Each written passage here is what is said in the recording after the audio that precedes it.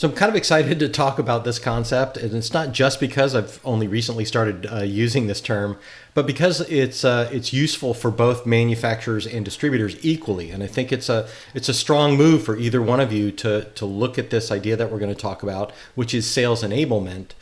From the perspective of how you're serving your customers better, whether those customers are end users or distributors, and what it'll do for the sales process.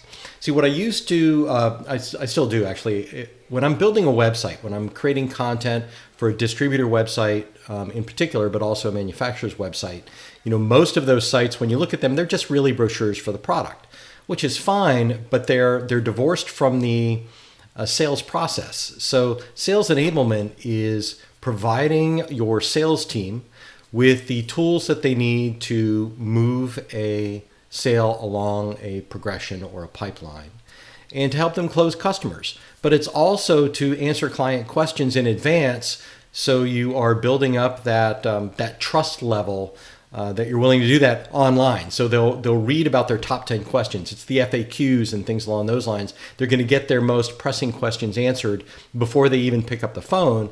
And then once they do, this content on the website or any other tools that you might enable your salespeople with are designed to further educate the client.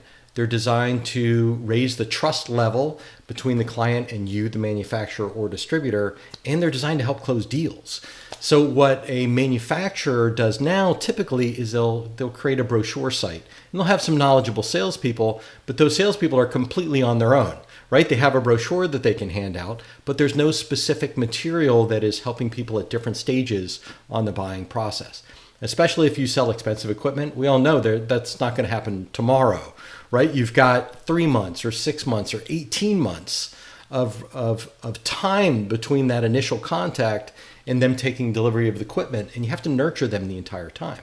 So sales enablement tools include things like brochures, but they also include case studies. They include website content like FAQs.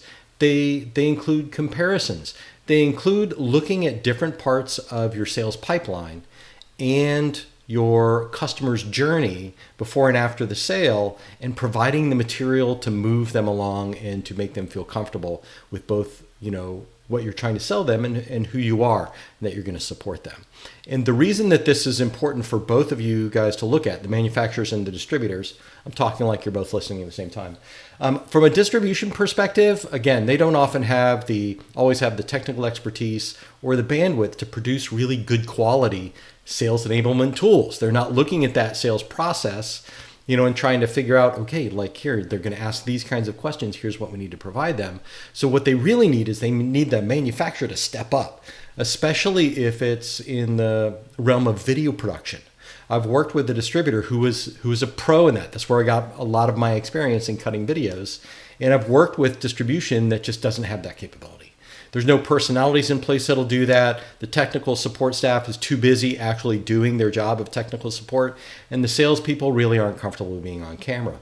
So when you're a manufacturer and you are wondering why distributors aren't selling more, take a look at the tools that you've provided them and to help them sell. And it can't be just the brochure and going to trade shows and providing the equipment, or it can be, but you're not going to move forward with that, right? They're just going to pick up the phone when somebody calls about your equipment. They're going to answer their questions and hope they buy.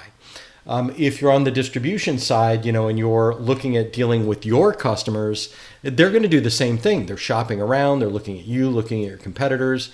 You might gain more opportunities to sell to them if you have great tools that are in place on the website and publicly available that will bring them along the sales process and answer their questions, etc.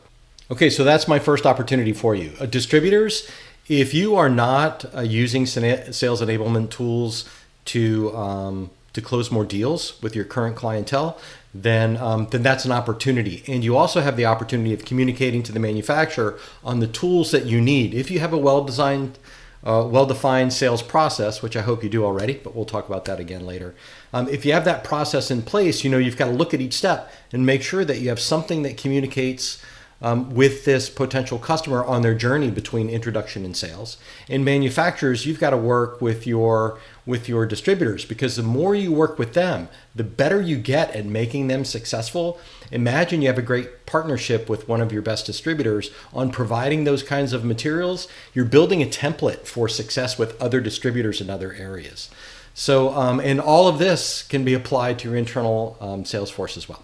So anyway, that's my first opportunity for you guys. I hope that there's a pair of you out there that have that conversation, or individually that you take this step forward. Distributors, reach out to your manufacturers. Manufacturers, take a look at what you're providing your distributors and try to get better at all of this, and you'll make more money.